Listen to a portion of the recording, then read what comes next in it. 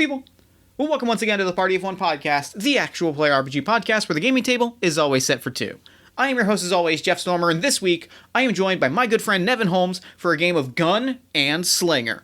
Gun&Slinger is a game currently on Kickstarter about a sentient gun, the person that bears it, in a world twisted by magic and full of strange science and stranger beings, as this Gun&Slinger navigate to try and bring some justice and some light to the world. It is inspired by animes like Trigun and The Dark Tower and other kind of stories about like magical gunslingers. It is extremely dope and extremely cool, and I really, really want you to go to Kickstarter, go to the show notes, go to the Kickstarter and back it, because this game freaking rules. I had such a fun time playing it. Like, the character creation, which is a good chunk of the episode, is so good, and the world building is so good, and then the actual gameplay is like really good at creating like high stakes, collaborative, like teamwork based action.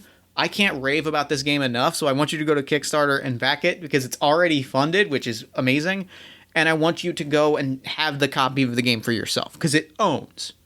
You can find more information about Gun&Slinger in the show notes. So before we dive in, though, I do want to take one quick moment. First, I want to thank Violet Fanning and Christine Previs for your support on Patreon. Thank you so much for helping to support the podcast that I produce, the games that I make, all that cool stuff. If you'd like to find more information, you can go to patreon.com/JeffStormer.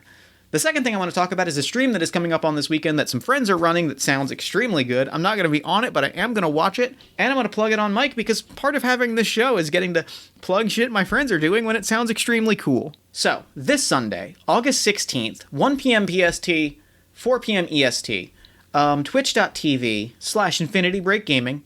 A friend of the show, Nikki Boylan, is running a horror one-shot using Cthulhu Dark. That is, I really can't do it better. I can't do the description of this game better than just reading the description of the game. Rumors of a ghostly hotel permeate the California desert. By coincidence, or perhaps fate, 5 people end up at its entrance. They now must investigate. But are their mortal minds strong enough to handle the truth? Heaven or Hell, a Cthulhu Dark one-shot, 1 p.m. PST, Sunday, August 16th. It is a Hotel California themed Cthulhu Dark one-shot, which, as someone that is a fan of Hotel California themed horror things, I could not be more excited. I would love for you to check it out. You can find more information in the show notes or go to twitch.tv/Infinity Break Gaming for more information. And with all that said, let's throw it over to me in the past so that he can get started with the show. Take it past me.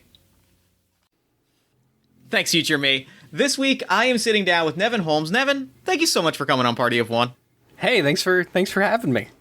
This is going to be exciting. I've been looking forward to this all day. I'm really hyped. Me too. So real quick, before we dive into our very, very fun game, why don't you take a moment and let the lovely listeners at home know about all the stuff you've got going on you might want them to know about. I do a lot of things to keep it simple. I do YouTube videos, I do articles and stuff like that about indie games. I have my own podcast where I interview game devs and we play their game. And I develop games, such as the one we're going to be playing today.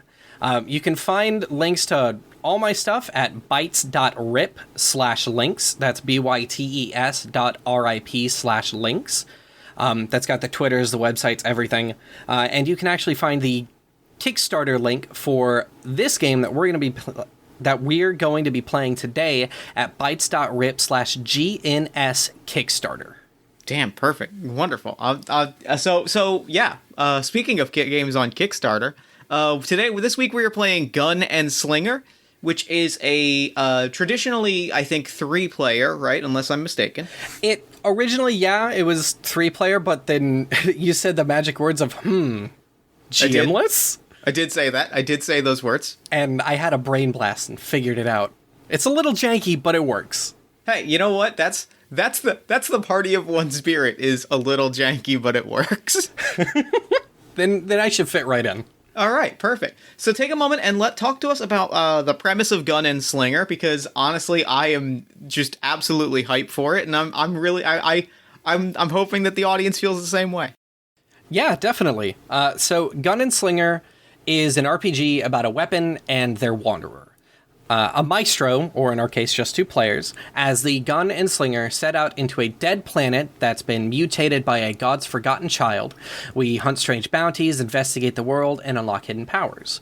During play, we figure out the nature of what's hunting us, discover how the world died, and maybe figure out why the gun is sentient.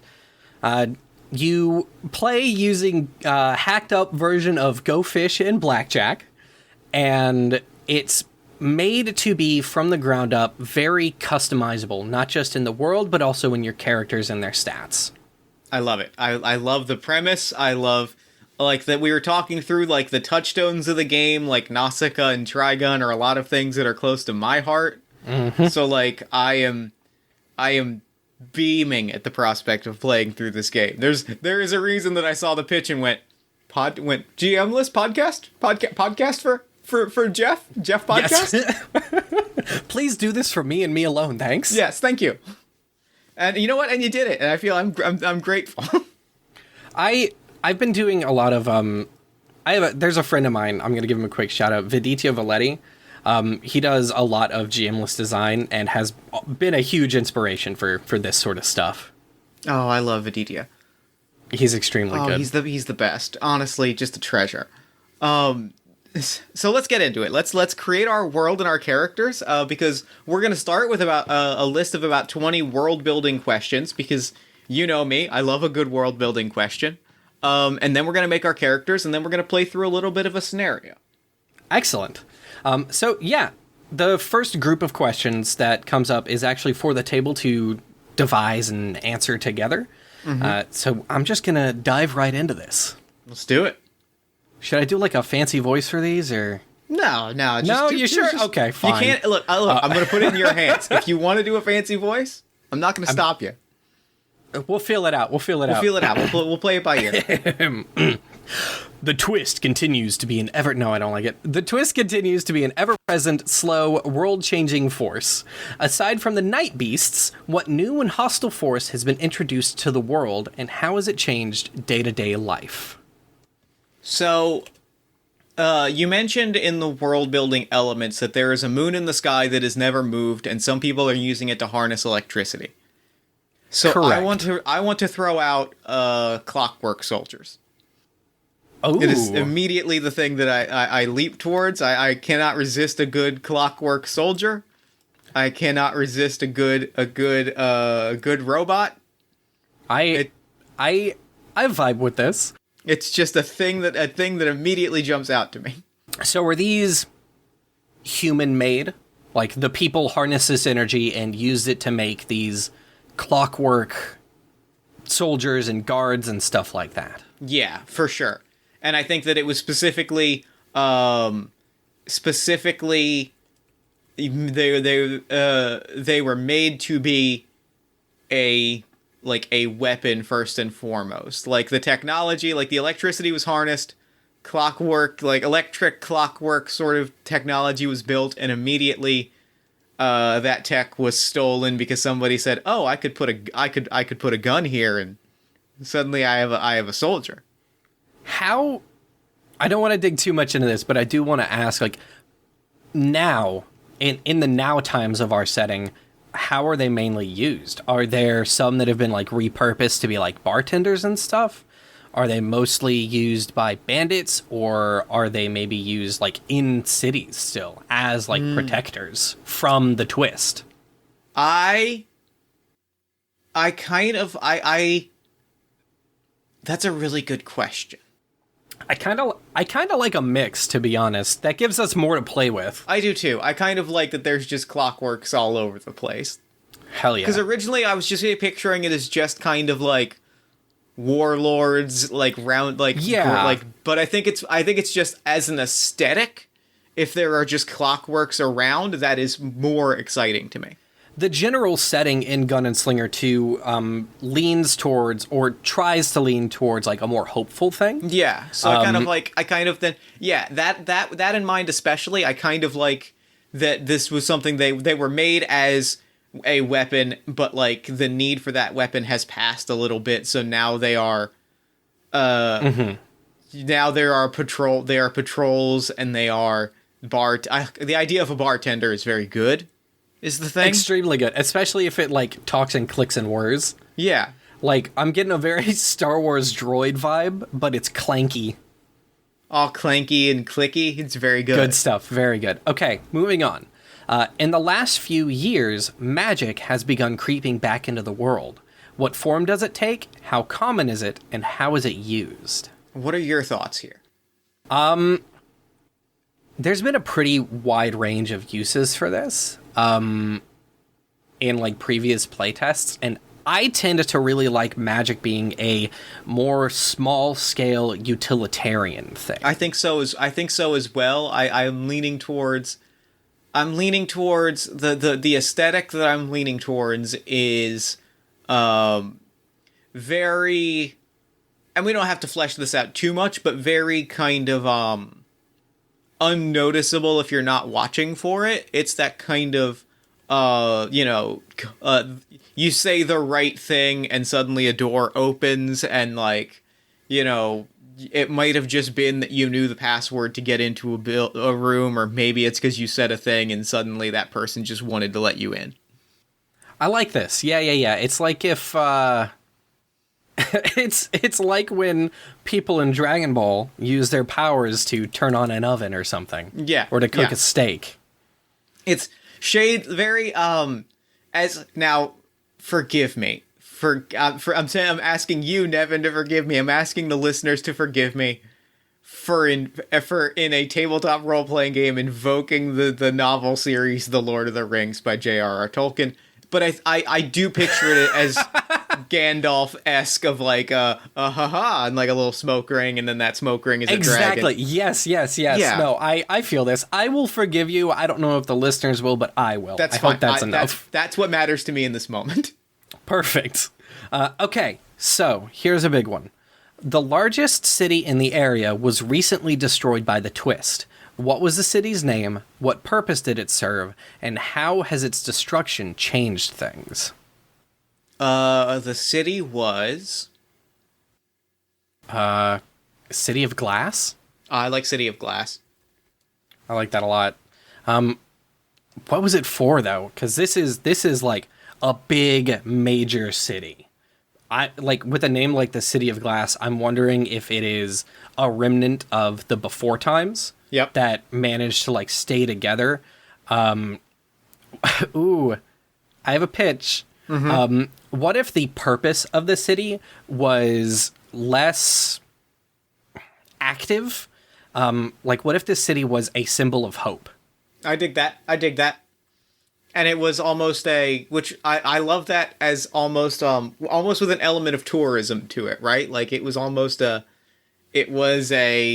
bustling. Yeah, it was a place where you went and you just, like, it reminds me of, like, living in Philadelphia, like, old city, of, like, where the Independence Hall is and all that kind of stuff, where you just kind of go and you look at it and you go, wow, look at the history here, and then you leave. Like, that's kind of the vibe exactly. I get. And now that it's been destroyed, people don't have that pilgrimage to make, or the flavor of the pilgrimage is different.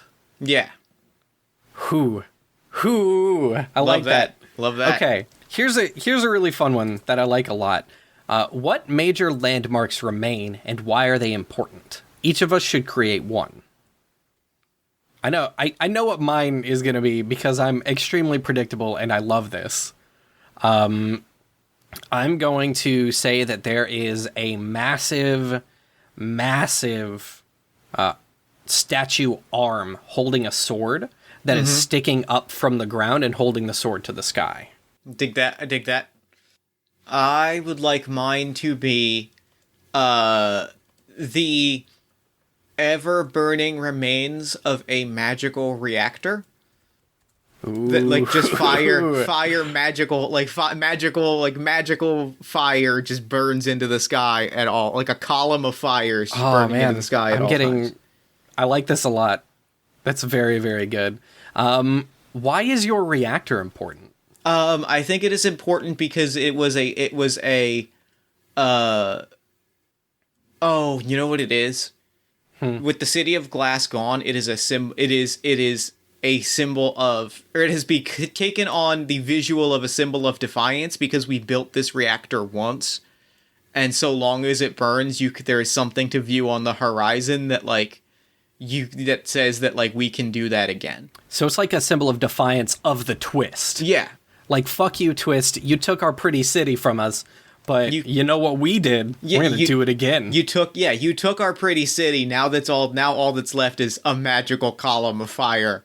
And, like, now the only people that are left are the people that look to a fire and say, yeah, fuck that. Yeah, fuck yes. Let's do this. Oh, I love this. So, like, this kind of makes me think that the people in this world are, like, starting to fight back against the twist. Like maybe that. There's a couple groups, like, there's the scholars that are studying it, and then there's some people that are, like, working with them to fight based on what the scholars learn. Yeah. I think that the sword arm statue, I think, I just want to call it Justice because tarot cards are cool.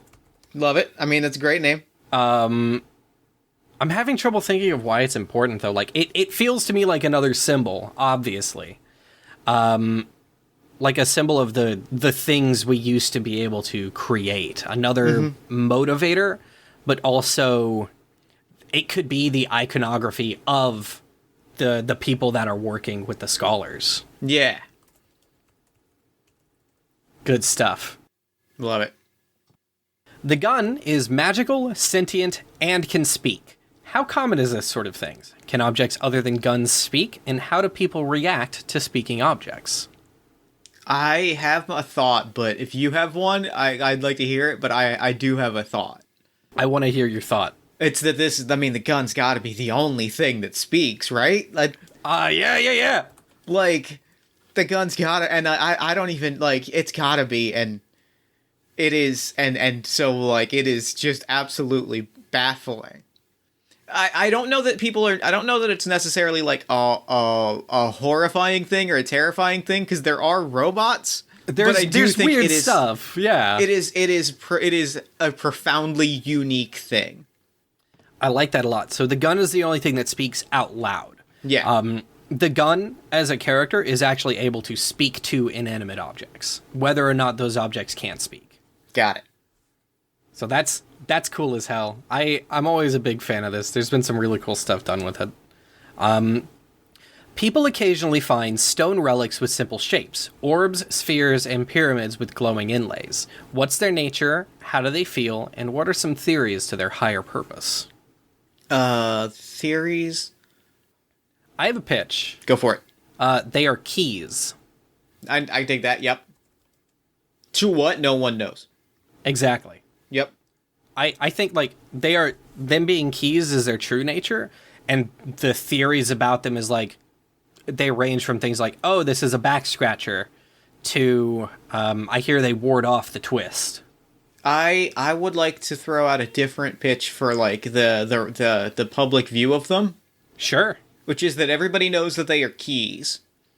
Because, like, one time, something, I don't know what it is, whether it's a vault or, like, a dimensional gate. Like, one time, a key opened something. No one has any idea what it, like what it was. What opened is widely debated. What the rest of them opened, no one has any idea. But there's that moment where something opened everyone knows about, but all of the details around it are completely clouded. Very good. How do they feel? Like, when you hold one in your hand, how does it feel? You feel energy kind of moving among the inlays, in the same way that, like, if you hold, you feel like a weight, like the energy has a weight that kind of, like, shifts in the way that if you hold an object that has, like, sand in it and it kind of moves from edge to edge and it kind of just becomes heavy in different spots. Yeah. Hell yeah. Very good. I fuck with that heavily. Good. Okay, so here's where the questions sort of divide up. So this next group of questions is specifically for the slinger. I don't know if you have a preference already for if you want to be the gun or if you want to be the slinger. So we can answer these together and then decide after we do the character sheet. How's that sound? That sounds good. Do you have a preference for which you'd like to play? I don't, actually. All right, then. Let's answer some questions together, and then we'll figure it out. Excellent. Something woke in the last few months, and it's hunting you. What is it, and do you know what it is, and that it's after you? So this is where we sort of start to define, like, the thing that hunts. Mm-hmm. That big, pressuring antagonist. I would like to say I'm going to lean hard into my bullshit. Yes, Maybe good. harder into my bullshit than I've ever leaned. And say that it is, if we are the gun and the slinger, this is the gun and slinger in that it is one presence, like one entity that has formed together. And, like, they are not two people acting in unison. It is one single entity that is both gun, that is, like, basically, like, forever, like, the gun is merged into its arm or its hand. It is us if we had given into the twist. Yes. Oh, that's some good bullshit, Jeff. I said I was going to lean into it, and I leaned into it. Excellent. So, do we know? I want to say, like, we have hints. Like, yeah, we've got an idea. We have an idea. We know that something is after us. Yeah. Okay.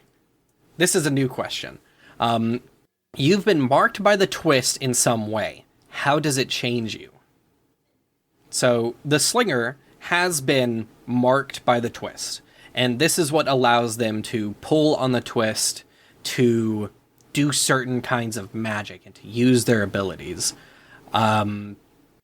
It's also something that they need to be careful to not give into, or they become the gun-and-slinger, apparently. Mm-hmm. Yep. Do you have thoughts? I mean, we could just have cat ears. Cat ears is good. Cat ears is good. Or, like, long, or, like, or dragon ears. Like, the long, like, towards the top of our head, but, like, the long, flowing back, lizardy dragon ears. I threw out cat ears as a joke, but I kind of like this a lot now. Yeah, it's just, like, a good visual. It's a good visual. I fuck with this. So I feel like we get something from having those dragon ears. Like, we have a really good sense of hearing or something. I'm gonna say, yeah, we have a great sense of, we have eyes in the back of our heads. Like, you just, in the way that, I'm leaning on the cat ear analogy, in the way that, like, a cat's ear will twitch and it'll, like, just know that something's behind it. Like, it's just that feeling of, like, you can't sneak up on us. So good. So good. Okay. How long have you had your knife, and where did you find it? How long does it take to return to you? What's its name, and how does it look? So the slinger just has a magical knife. They can throw it, and eventually it will come back. I think we've had this knife as long as we can remember. It was like, What if it was a gift? Oh, it was a good gift. Yep, that's a good gift. It's a good one. It was definitely a gift. But we don't remember from who, because it was so long ago. We just know that, like, this is important. Yeah. We remember the moment of being handed the knife and being told, like, this is like, treasure this, but, like... Oh, shit. Jeff, I just had a brain blast. All right. Hit me. I'm skipping to the next question in a few ways, but we're going to stay here. Being marked by the twist took the memory of that person from us. Oh, that's good. Yep. So this next question, what are you searching for? The rest of our memories. Yep. We're searching for who we were. Oh, that's so good.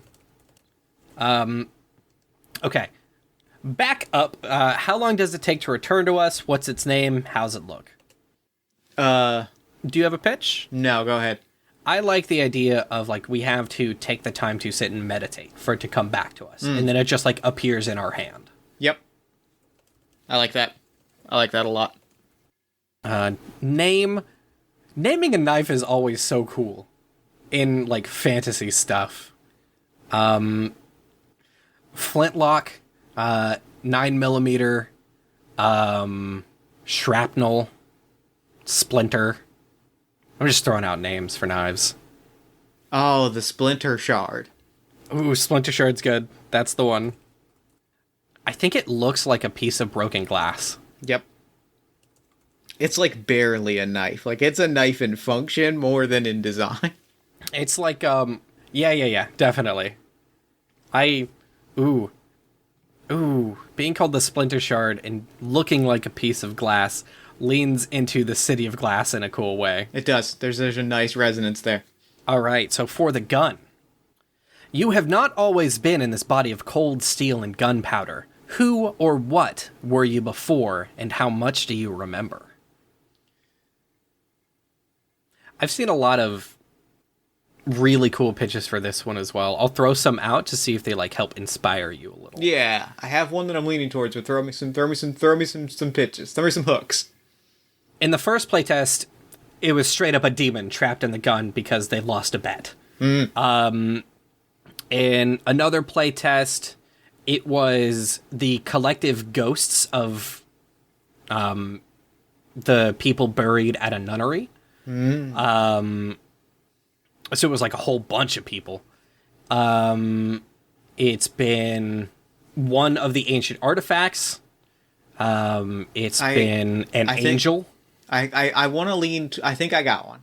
All right, what you got? This is it has been every magic weapon, all of them. Like, there is one magic weapon from the beginning of time. Oh, so like in Legend. Yeah, like it is and like that weapon is destroyed, but it always comes back and it always lands into the hand of the person that is meant to use it. Ooh. Like, ooh, that's tasty. You know, it is Excalibur with the serial numbers filed off. It is all of those, like, those weapons that are just like, and it remembers all of its life. It remembers its life. It remembers being destroyed, and it remembers waking up. So, the gun remembers everything. Yeah. Oh, that's really good. I love the phrase Excalibur with the serial number filed off, by the way. That's good. You see, it's in the anime. You see the shot of obviously King Arthur pulling a sword from his sword, but they never name it. And it's just, you just go, I know. Oh, I know what this is. Oh, okay. yeah, okay.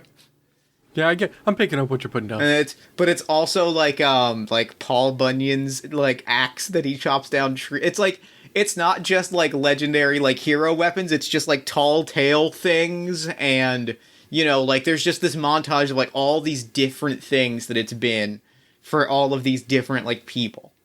That's so good. That's really, really good. It takes the form that it needs to take for the person that needs to wield it. That's especially cool because there's an optional rule in the game to let the gun shapeshift. That's very good. Okay, so how do you feel about your new body? Do you relish it or despise it? I feel like given like what we've just set up, I think that it's accepting. Yeah, it accepts it. It is unhappy that it is a weapon of death, but it has accepted its role. Okay. Other than being the weapon your slinger needs, how else can you support them? It's a cranky mentor. Yes! Very good, very good. Other than firing, how else can you affect your surroundings? So, in the gun character sheet, the gun is able to dip in and out of and manipulate things from / within the ethereal plane that like lays over top of the world. It's not perfectly accurate, but they can get around a little bit by like dipping in and dipping out. And they can also sort of touch things and move things around in there. But is there any sort of like specific thing that we think we can do? I think we can. I mean, if we're leaning hard into it, throw some bullshit out here, Jeff. I'm gonna. It's, you know what? I'm gonna and say that it can talk. It can like conjure and talk to ghosts. Yes. It's got, you know, millennia of history, and so it like there are the ghosts of millennia past surround us at all times, and it can, when this needed, is like, you know. So ghosts are a thing in this setting too. So like this leans in perfectly. Good. The gun has the ability to be like, I would really like to talk to the ghost of this building right now. Yeah. Oh, that's so good. And what do you want?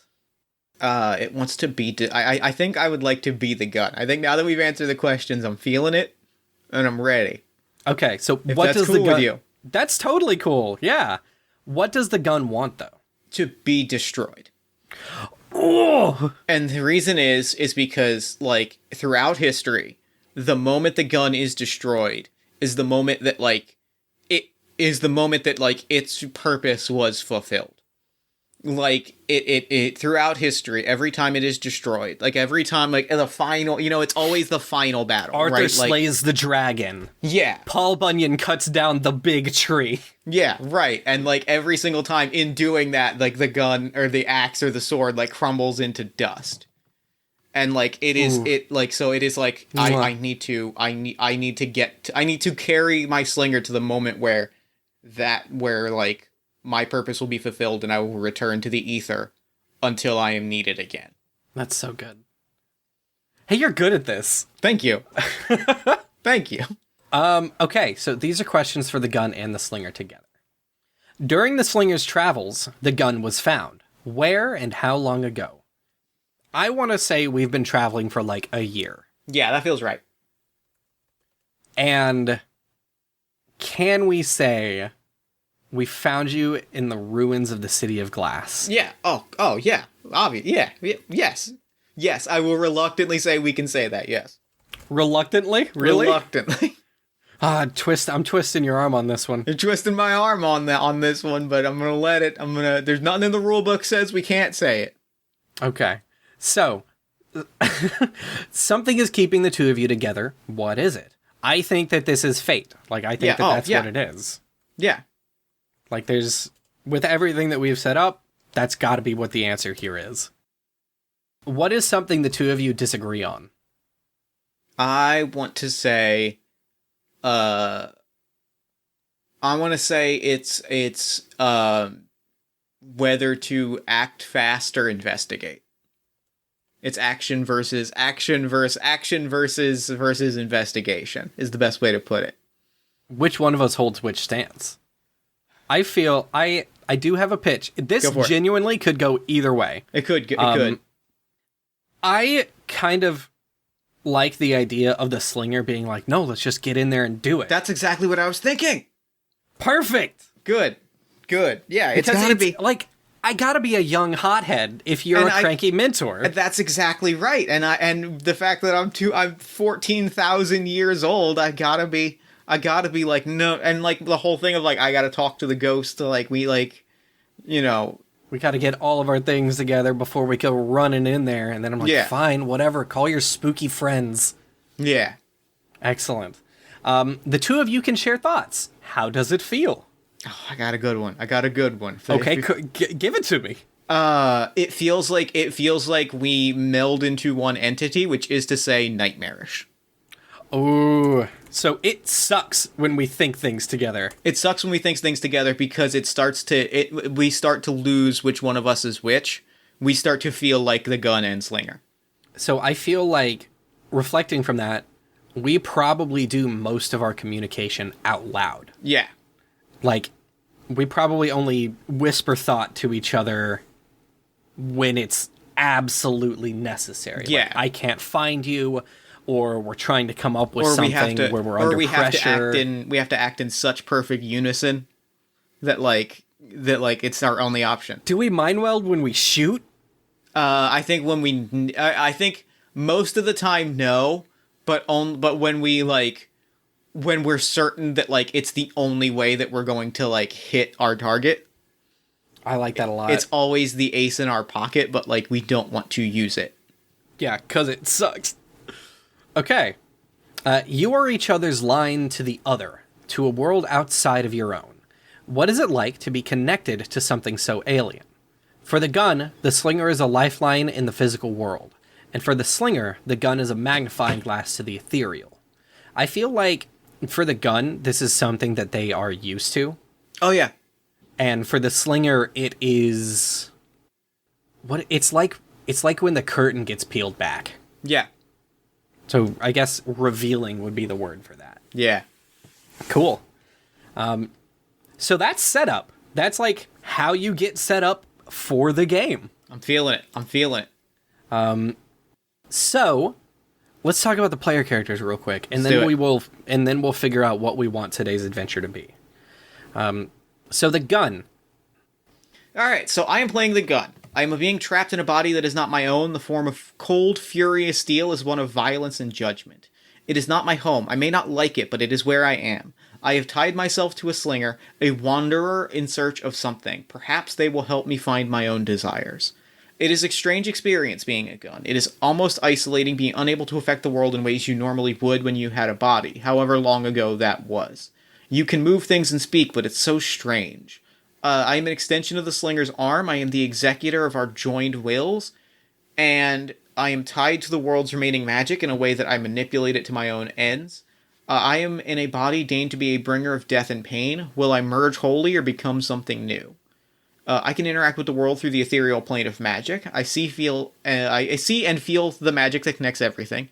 I can interact with mundane and supernatural by channeling my focus through this sense. I can talk to inanimate objects, move things, and get a general sense of people's emotions.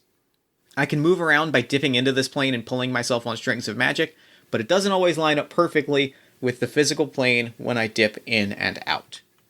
So, my name is... Naming a gun, huh? Gotta name a gun. I'm gonna cheat and pull up a name generator. That's fine. I don't think there's a good reincarnated Excalibur gun. Excaligun.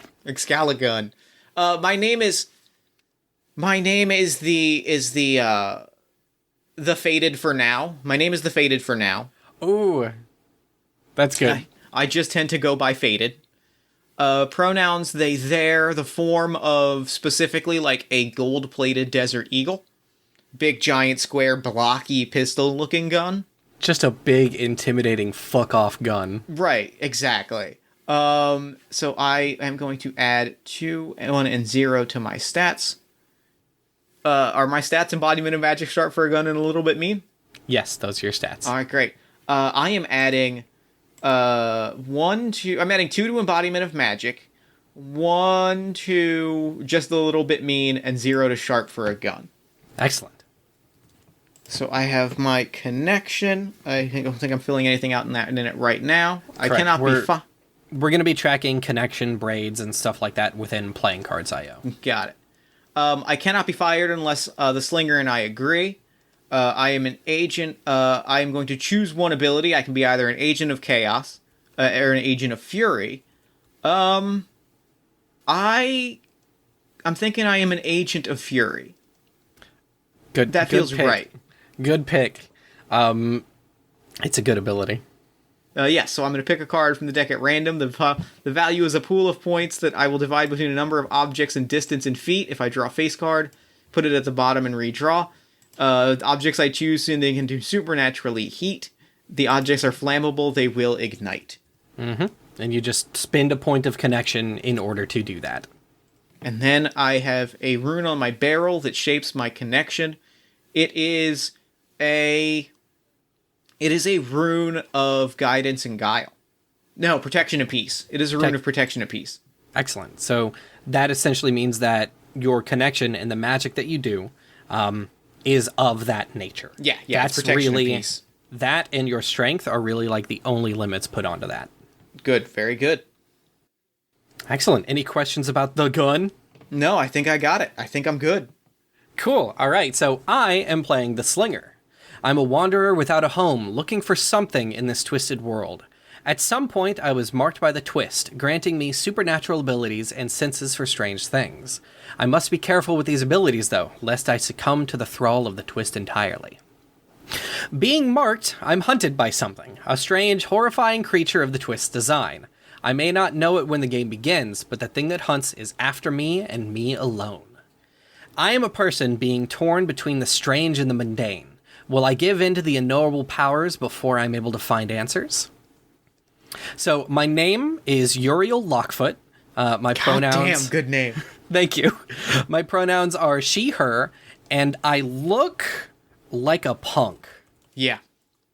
My stats are I've been around, good in a fight, and light on my toes. Let's see. I'm going to make good in a fight a 2, light on my toes a 1, and I've been around a 0, because we've established that I'm pretty new to this traveling. Mm-hmm. I've got my scrapes and my twist. I use twist to save myself from scrapes or major injuries, but once the track fills up, I am claimed by the twist.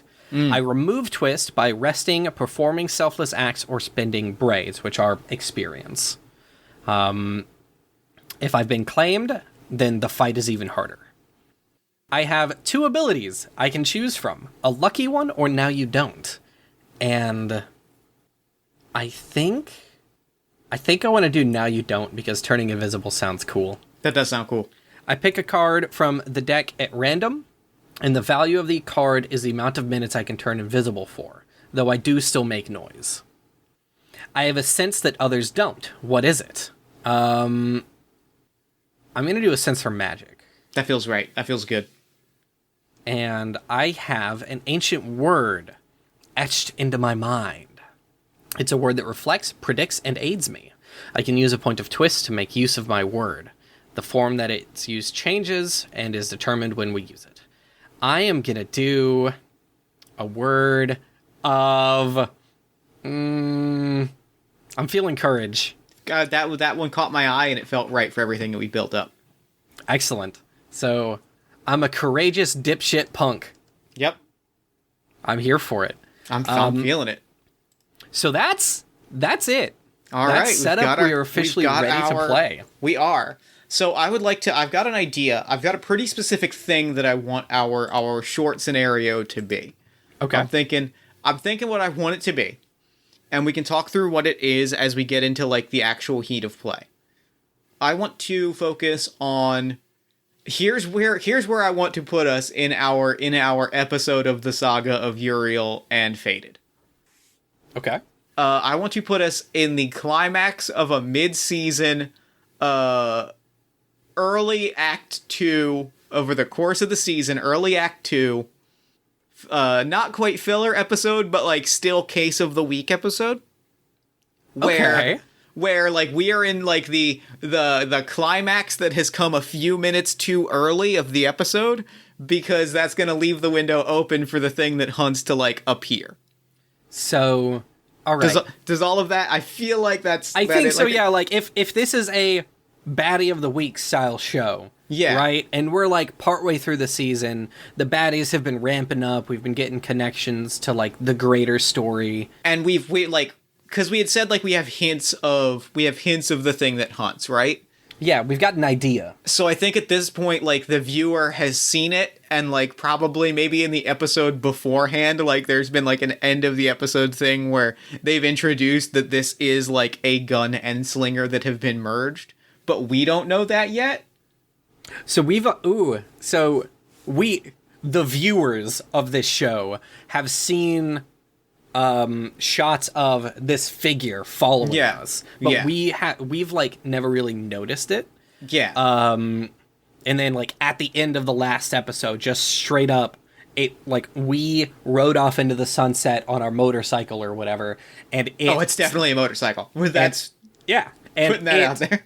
It stepped into frame, and we saw this inky, oozy, twisted being with like I am imagining a long-barreled revolver. Yep. That's like melded into the hand. Yeah, okay. I'm glad that I'm shocked that we're seeing like precisely the same thing right down to the inky gooey texture. I'm very happy.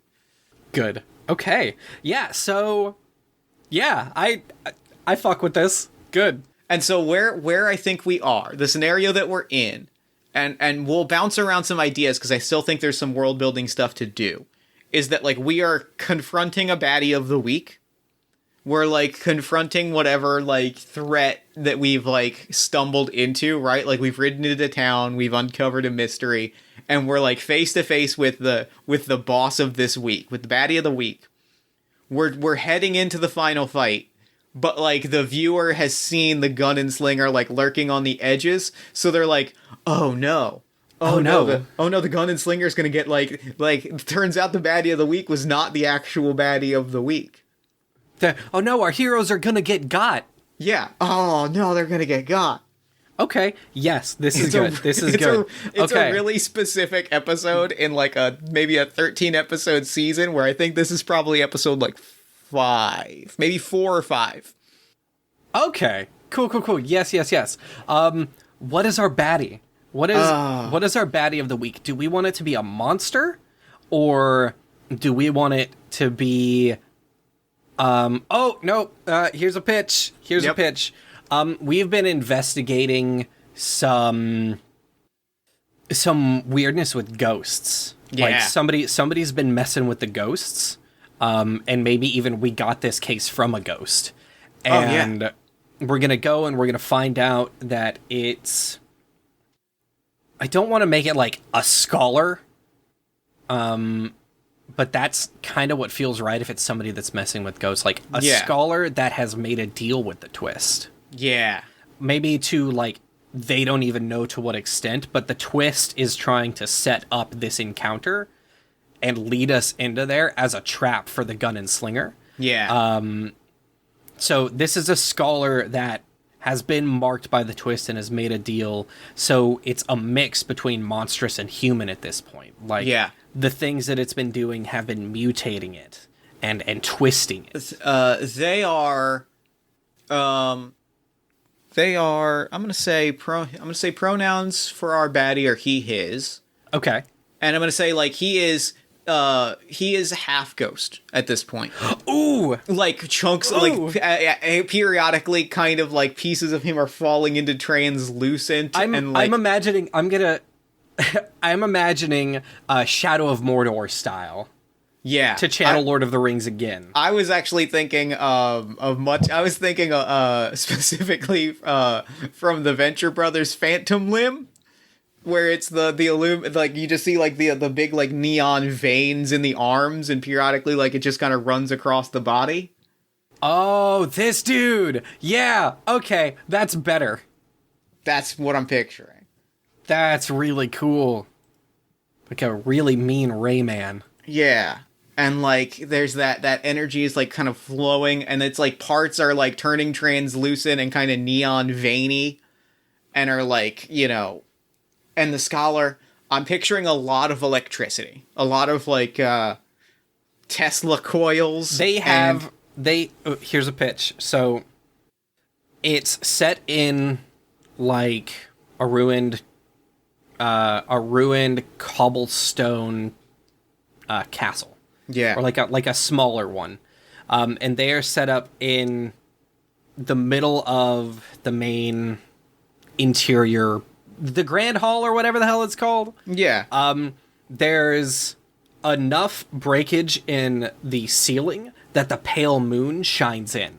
Oh, I love that. And is captured by something and redirected to these Tesla coils and stuff. Yeah. Because I think they're it's a ghost magnet is the best way to describe it. Ghosts are being pulled to this location because they're if we just juiced. Yeah, obviously the best way to fight the twist or oppose it or learn from it or truly understand it is to just amass all of the energy that we can, and all of this ghost energy is around. Yes. Good. Okay. I'm here for this. So where are we in this episode? Are we right outside the final door, or do we still need to get in there? I think we're getting in there, and I think we're getting in there. But the Gun&Slinger is lurking. We've just seen a shot. It's we open. All right, let's get it. Let's actually get into this because I think we're ready. Okay, so we're 50 minutes in. Let's actually get in. Let's play this damn game. All right, I'm gonna draw my 5 cards. I'm also gonna draw 5 cards. I think we open. On, this the ruins of this small village. There's a hall that has been converted into a lab. Oh, so good. The first thing that we see is a pan over as we are parking the bike. We see a pan over and on a rooftop is the Gun&Slinger. Like we see like the gray murky shadow just like move. But we don't like make out what it is, but we definitely noticed it. Yeah. Or like we the viewer did. I don't think Uriel and Faded did. Okay. I'm okay with that. Real quick, in your 5, did you get any pairs from that first draw? I did. Okay. Place them face down in the field. All right. That's called your cache, and cards there cannot be pulled from. So, like, if I say you got any whatevers and that pair is that, it doesn't count. Got it. Okay. So, Uriel gets off the bike, and she puts down the kickstand and puts a cover over it. Because she doesn't have a lot in this world, but she cares about this bike. And did you say that we're still on the outside of the building, right? Yeah. We're like lurking through the streets trying to get our way in. Okay.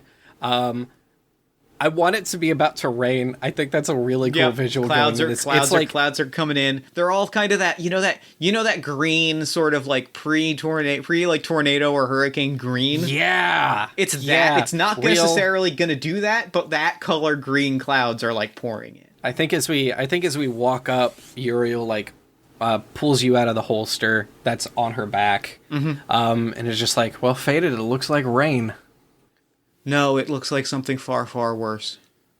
I hate it when you're ominous like that. I really do. I can't say that. I can't say that I don't enjoy a flair for the theatrical. Yeah. Okay. Let's see what this bastard's up to. Hold on. Yeah. What? I think you're going to needle me for saying this, but I think that we need to take a moment before we do. Okay. I think that we need to. There are ghosts here. Yes, we agree on this premise. Yes, definitely. That's been something's pulling them here. Okay. Well, then perhaps rather than punch our way in and hope it's the right door, we can find the ideal way and perhaps have somebody hold the door open for us.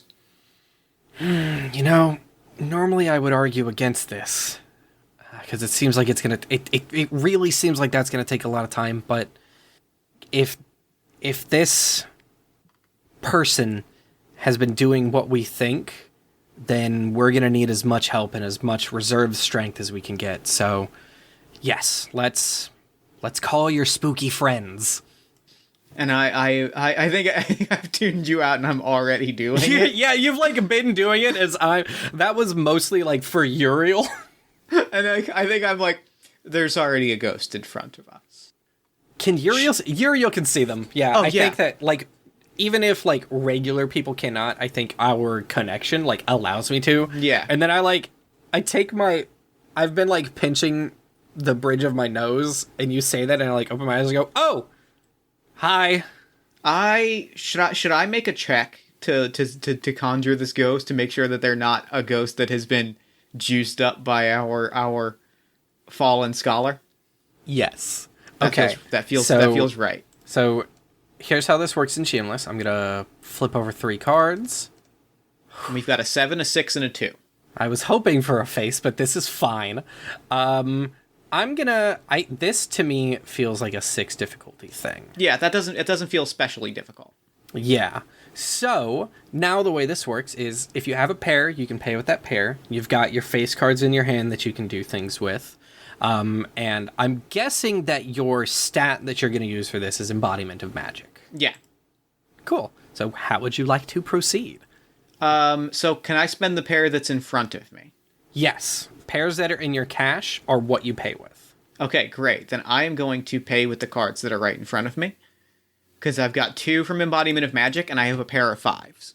Excellent. So that puts it at 7. A 7, which allows me to basically. I think what happens is we hear your monologue, and as we're hearing your monologue, the camera zooms in on Faded, and like it's just like horror show ghosts, real 13 Ghost style monsters, and like zooming in, and one of them is like the ghost of one of these Tesla coils.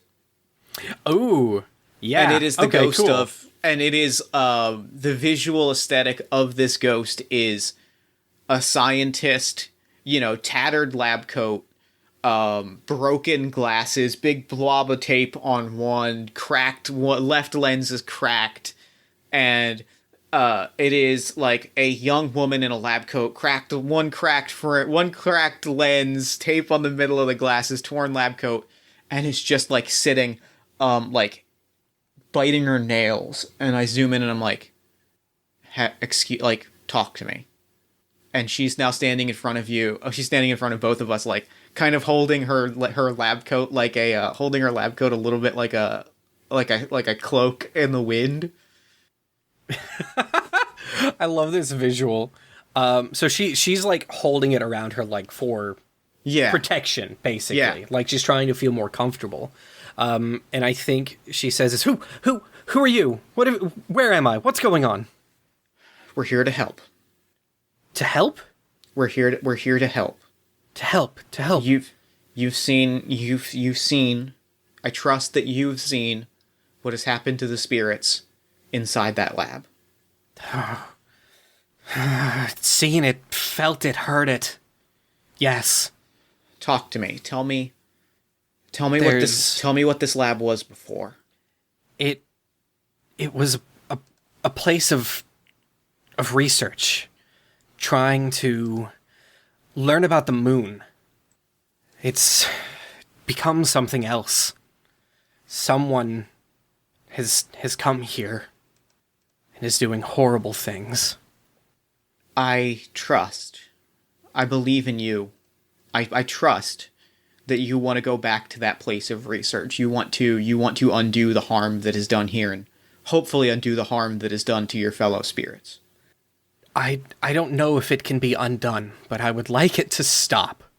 If that is, and I promise, and I, loath as I am to make promises, and I think I don't have eyes, but I think Uriel can feel the eye roll in her direction when I say that, because there's a sense of like, well, I gotta rely on this one. Exactly. Loath as I am to make promises, I believe that we can help stop this. And Uriel will say, "Yeah, we'll do our best." I imagine Uriel's been like hearing the conversation through our like connection. And I think the scientist like stops and's like, that's all any of us can do, but if there's anything I can do to help.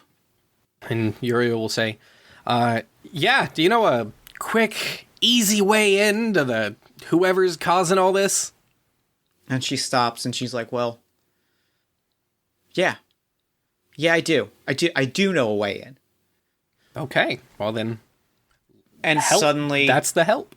Suddenly, her lab coat is fleshed out, and there's no longer holes in it. Her glasses are like brand new, but they also have the kind of like the jewel inspector little like secondary lenses on it that like flips down to like zoom in. Yeah, she's got just like more like stuff on her, and she just looks more like a like competent like super scientist.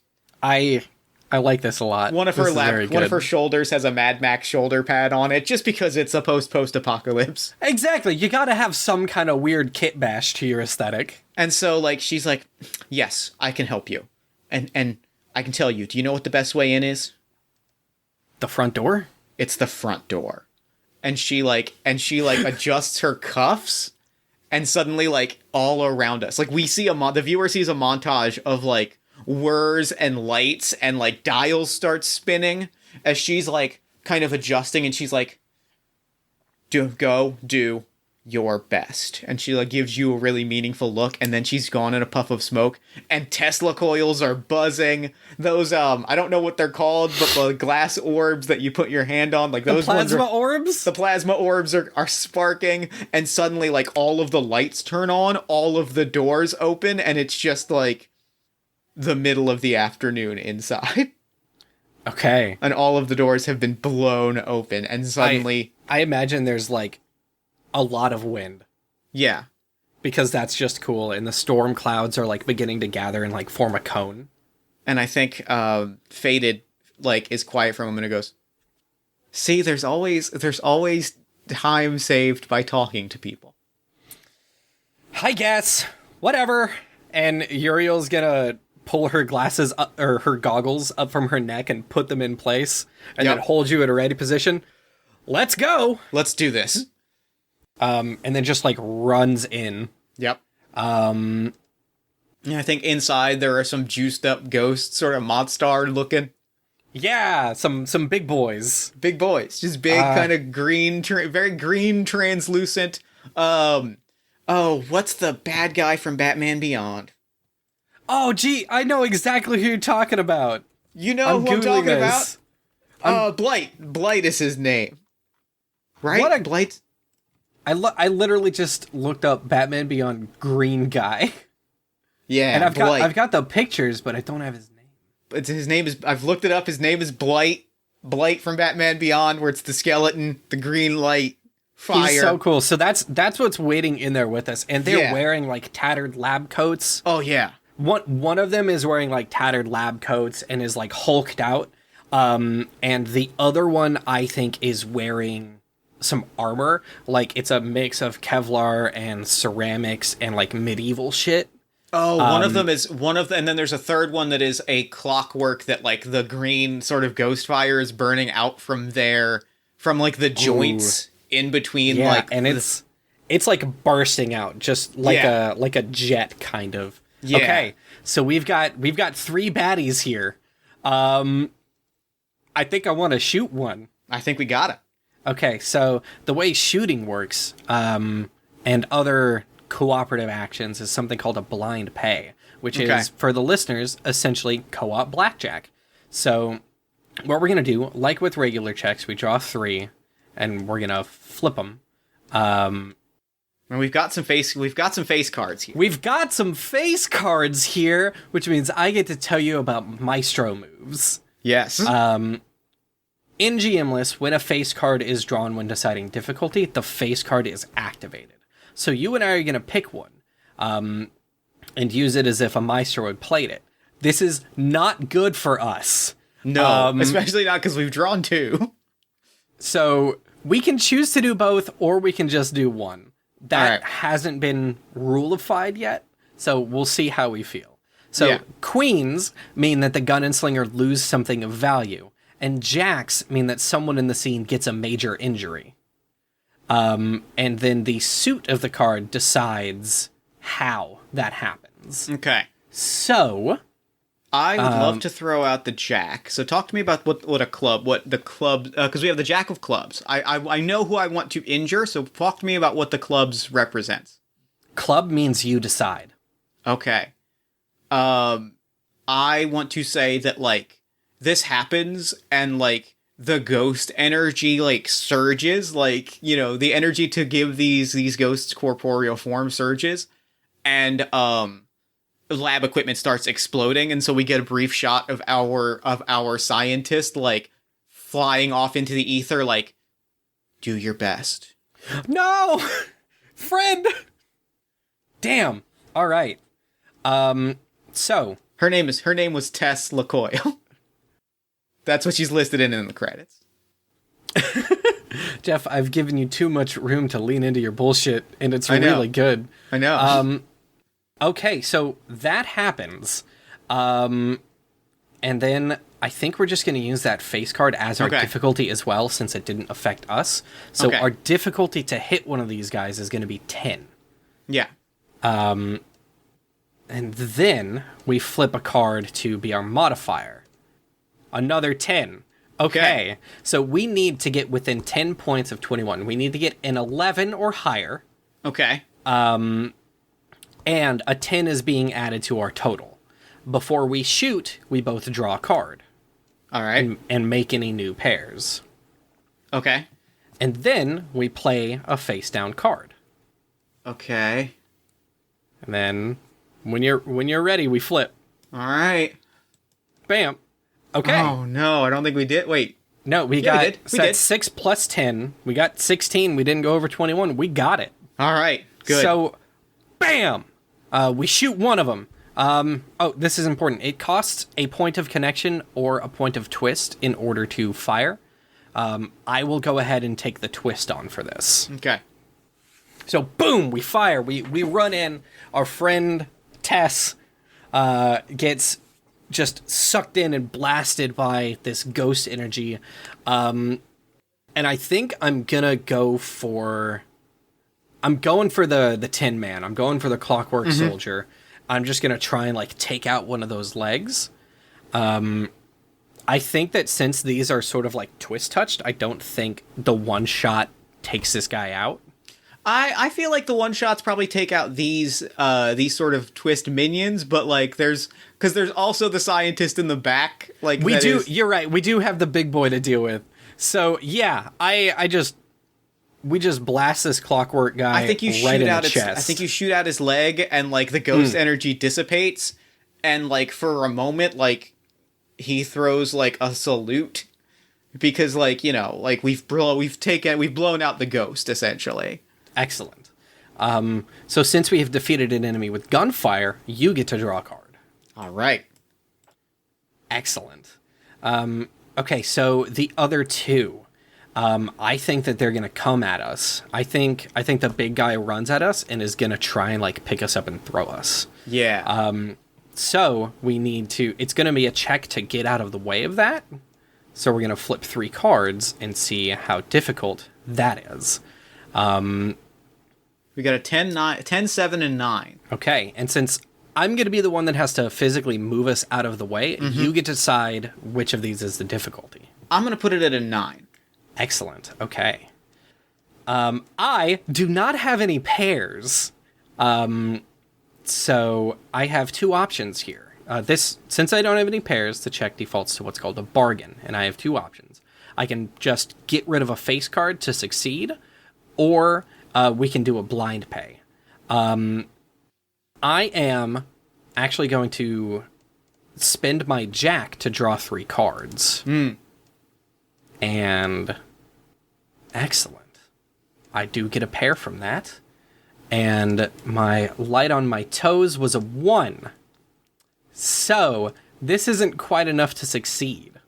Can you aid me? Yes. How do I aid you? You pay with a single, and that single's value is added to my total. So right now I'm at an 8. I sure can, because I've got this too. Excellent. So we're able to get out of the way.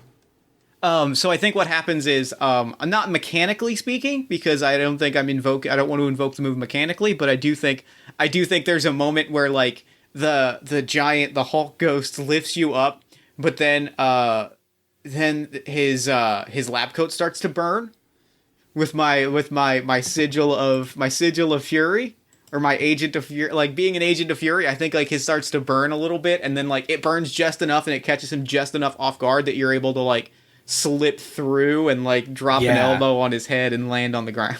Yeah, he hesitates. Excellent. Yeah. Okay, so now we're going to try and shoot again. All right. So let's see what our difficulty is. Another jack. Okay, a jack of spades. The antagonist is going to give someone a major injury. The only someone in here that can take one is me. Yep. So I'm going to go ahead and take this one. I'm going to get hit by this. Yeah. We can avoid it by either spending twist or connection, but I'm going to go ahead and let this one happen. Yeah, I'm going to let this one happen. I think I want it to be the big guy again, because we're right there involved in this fight with him. So we, like, dodge out of the way. I give him, like, an elbow to the face, and I think he just, like, picks me up, and just throws me. And right into a wall. Things explode. Yeah. It's very, very anime fight. I've just yeeted at a wall. There's a crater in it, and I, like, cough up a little bit of blood. And I just go, ow! Okay, and our difficulty is 10 on this. All right. To shoot with a modifier of 3. That's not bad. Not bad. So we need to get within an 11. Before we shoot, we draw a card. And am I going to spend a twist for this shot, or are you going to spend connection for it? I'm going to spend a connection. Okay, excellent. I'll just move that minus. And Then set out your face down for this. Okay. Let's get them. Bam. 6, 7, 8, 9, 10, 11, 12. Just within. Just within it. We needed an 11. We got a 12. Hell okay. Yeah. All right. So, blam. We get him. We shoot this fool. You get to draw a card. And I think when we do, this, like, magical bullet just fires from your barrel. And I think for this guy, like, it leaves, like, a hole in his chest. Yeah, oh, for sure. There's a hole, and, like, the bullet tears, and I would love to do something right now. Do it. Go for it. I'm going to move this Joker out from the side, right to the middle of our board. Oh, boy, it's happening. So the bullet tears through this ghost, and the ghost sort of dissipates into smoke. It starts flying towards our scientist, who is, like, grabbing at notes and books, and they look up to see the bullet, and then a hand just grabs it. And we look, and it is the Gun&Slinger, and it's inky and gray and murky and dripping, and the revolver is in their other hand, and they have just caught our bullet without even struggling or trying. And they caught the bullet. Oh shit! Yeah, they caught the bullet before it hit the scientist that's causing all this. And they drop it and just look at us. And I think there's a pause beat before Fated just mutters, "Well, Destined, I suppose should be happy to see you." Talking to the Gun&Slinger? Yeah. I don't think they say anything. No, but they definitely don't. I think we, like, feel this, like, pressure from them. Yeah. Like, it causes Uriel to have to, like, buckle down a bit, to, like, bear down. Still, like, blood coming out of my mouth, just like, Fated, do you know this creep? No. New, perhaps. Okay. You gonna introduce me, or is that not this kind of relationship? And I think as you're kind of talking, I want to color, and I think I want to, like, just emphasize, like, as a story detail, I think where we are, like, as we're talking, we're taking out the other. We just get them. Yeah. Yeah, I'm cool with that. There's some hand-to-hand fighting. You pull out the knife. Like, we're grappling as we're having this conversation. Yeah, definitely. I've told you about my role as the Fated. Right. There are some details that I left out. And then I like, grunt as I, like, throw this ghost and then throw my knife at it, taking it out. And I go, I'm guessing this is one of those details. Yes, there were others. And if a weapon and its bearer failed in their mission, they lost themselves. And then I walk over and I, like, yank the knife out of where the ghost was. And I'm guessing that's what this looks like. Yes. Uriel Lightfoot, meet Destined, and, well, I'm sure they had a name once upon a time. And, like, the two of us are now just, like, staring each other down. Oh, excellent. So, like, the storm has picked up, and this cone of clouds is, like, coming in through the hole in the ceiling now. Yep. And, like, Ghostbusters style, there's, like, electricity running into this cloud, and it's flashing as it's heading towards a mirror on the ground. The scientist is, like, moving around papers and looking very frantic, because they're just now starting to realize that this is getting out of their control. Yeah.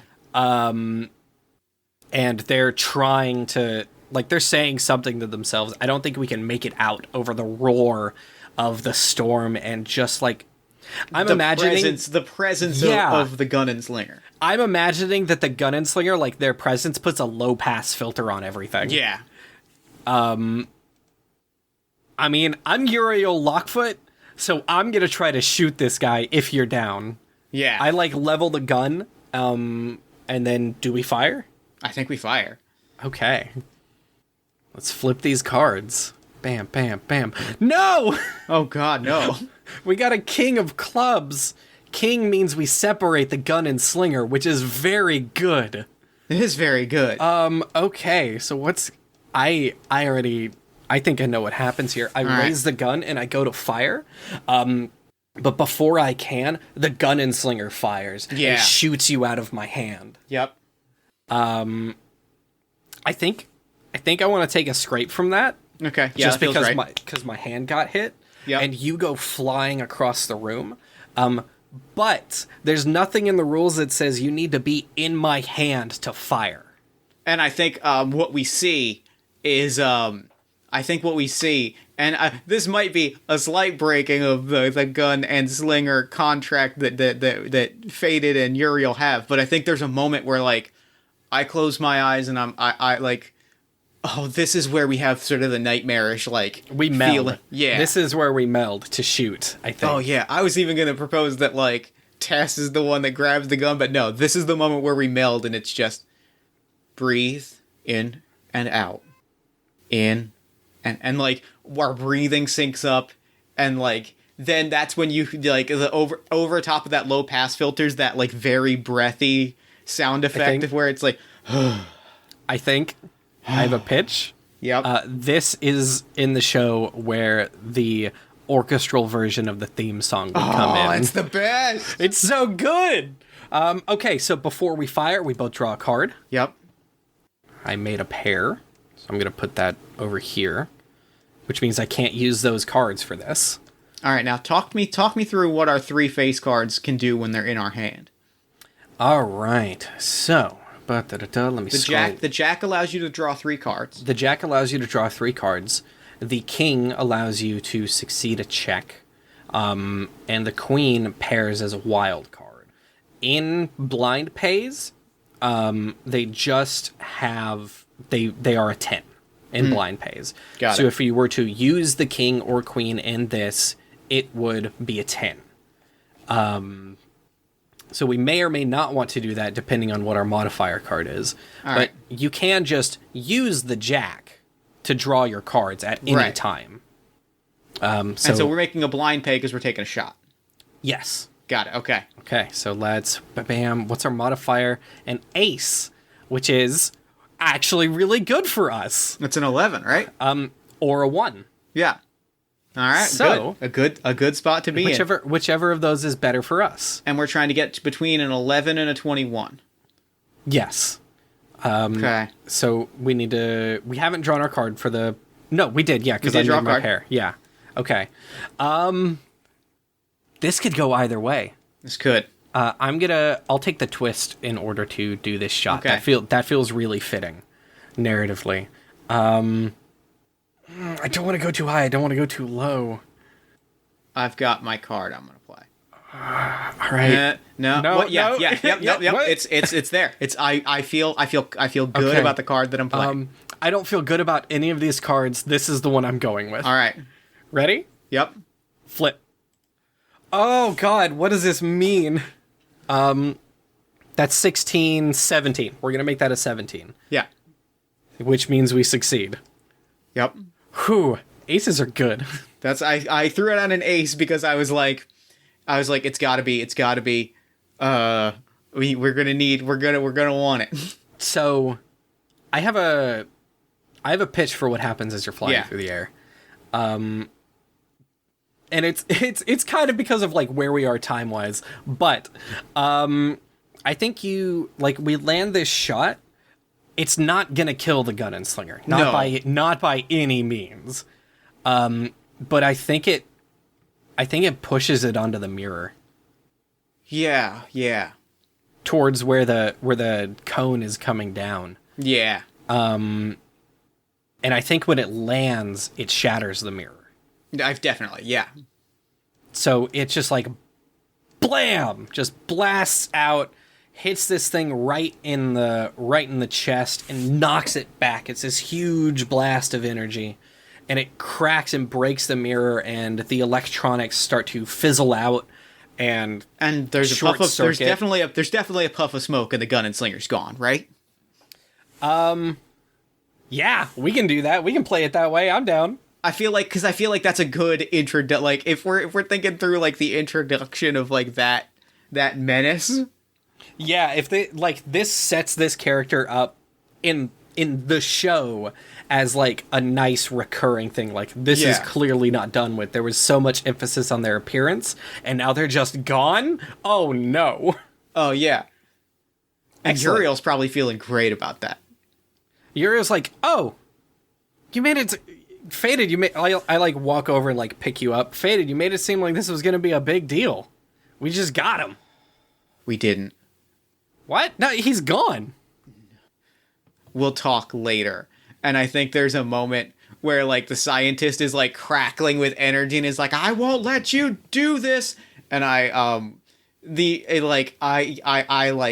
still feeling that sort of nightmarish merge, like your hand jerks up and points the gun at them, and I'm just gonna throw down this king that I have to be like, you just hold that between my ghost powers and you holding the gun. It's like, no, you're done. Yeah, we just blast them. You are not important here. It's such like a it's so nonchalant. They're like, no, you will not, and they're getting bigger and bigger. You have yet to understand the full extent of my shut up. Boom. Got him. Perfect. Excellent. I'm gonna give you and me a couple braids because that was cool. And I think like we close on this scene of like us like sitting around, like if there's a whisper on the wind of like, you did your best, thank you.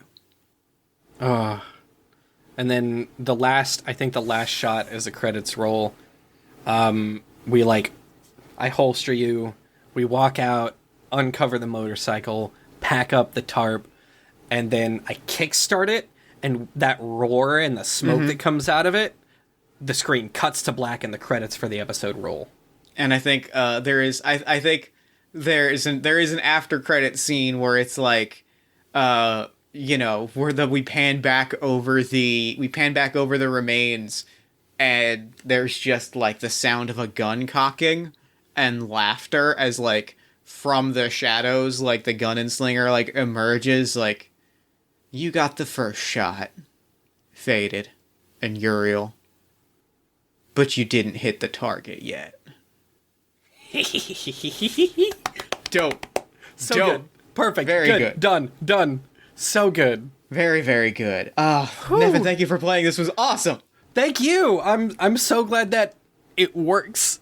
It works very, very well, is the thing. Excellent. So good. Thank you so much for playing. This was so much fun.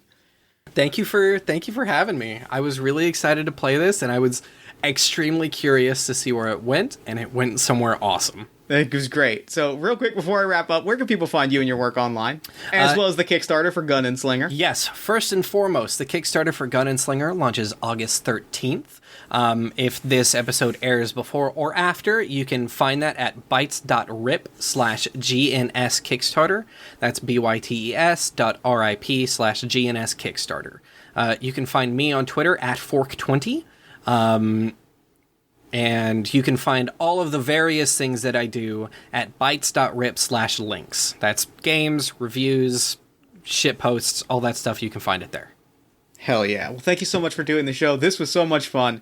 And for now, I'm going to throw it over to me in the future so that he can wrap up with the show. Take it, future me. Thanks, Bass Me. And thanks again to Nevyn for coming on to the show. That game just, like, legitimately shreds, and I haven't stopped thinking about it since we played it. I'm I'm jazzed thinking about how much fun that game was. I want to play more of that game, and I want you to back that game on Kickstarter because it fucking owns. You can find a link to that Kickstarter in the show notes, and be sure to follow Nevyn on Twitter at Fork20. That's FORK20. Then you can follow us at Party of One Pod, like the show on Facebook at facebook.com/Party of One Podcast. Join our Discord community at bit.ly/Party of One Discord. Head to our merch store at bit.ly/Party of One Merch. And if you enjoyed the show, consider leaving us a nice review on iTunes, Stitcher, or Podchaser. There are other platforms, but those are the three that send a little notification to my inbox, and that brightens my whole day. You can also support the show financially at patreon.com/JeffStormer, Ko-fi.com/JeffStormer, or paypal.me/JeffJStormer, because Jeff Stormer was taken. And of course, you can also give us some love on social media, tell a friend about the show, anything that helps us do bigger, better, and cooler things. The last way that you can support me is by supporting the other podcast that I produce every single week, and that is All My Fantasy Children, a podcast on the One Shot Podcast Network. Every week on AMFC, my best friend Eric Tanosize and I take a listener-submitted prompt. We spin it into an original fantasy character, and we populate a shared universe one story at a time. New episodes drop every Friday-ish at oneshotpodcast.com. Party of One is produced and edited, as always, by Jeff Stormer and Jen Frank. All music for the show comes from the song Infinite Lives by Megaran, featuring the D&D Sluggers, and the Party of One logo is by Evan Rowland. If you'd like to inquire about advertising rates, coming onto the show as a guest, or about press coverage of the show, you can email me at partyofonepodcast@gmail.com. And I'm pretty sure that's it for me. So until next time, thank you so much for listening. Remember to fight the forces of fascism every single day. Remember that self-love and self-care are radical and defiant acts of resistance. And as always, party on, everybody.